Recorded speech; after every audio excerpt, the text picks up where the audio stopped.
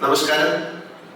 എം.ടി. വാസുദേവൻ നായർ സാറുടെ 9 കഥകളെ ആസ്പദമാക്കി നിർമ്മിച്ച 9 സിനിമകളുടെ സമാഹാരമാണ് മനോരഥൻ അല്ലെങ്കിൽ മൈൻഡ്സ്കേപ്സ്.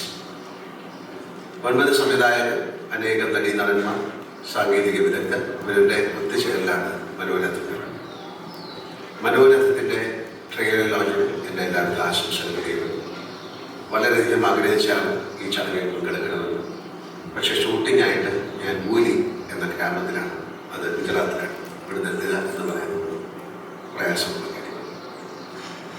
എം.ടി. സാറിൻ്റെ തിരക്കഥകളിൽ ഒരുപാട് തിരക്കഥകളിൽ അഭിനയിക്കാൻ ഭാഗ്യം ലഭിച്ചൊരു നടനാണ് ഞാൻ. പക്ഷേ ഈ സിനിമ എനിക്ക് ഒരുപാട് പ്രത്യേകത ഉള്ള സിനിമയാണ്. ഒന്ന് പൂളവും തീരവും എന്ന് പറയുന്ന അദ്ദേഹത്തിൻ്റെ പ്രസിദ്ധമായ സിനിമ. ഏതാണ്ട് 50 വർഷത്തിലേറെയായി അത് റിലീസായി.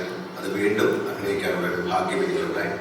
മധുസാറും ഷാനന്ദിനിയും ഒക്കെയാണ് അഭിനയിച്ചിരിക്കുന്നത്. PM സാറാണ് സംവിധാനം ചെയ്യുന്നത്.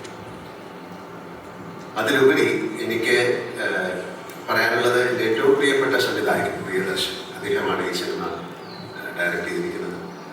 പ്രിയൻ്റെ സിനിമയിലേക്കുള്ള വരവ് തന്നെ എം.ടി. സാറിൻ്റെ നോവലുകളും ചെറുകഥകളും തിരക്കഥകളും വായിച്ചുകൊണ്ടാണ്.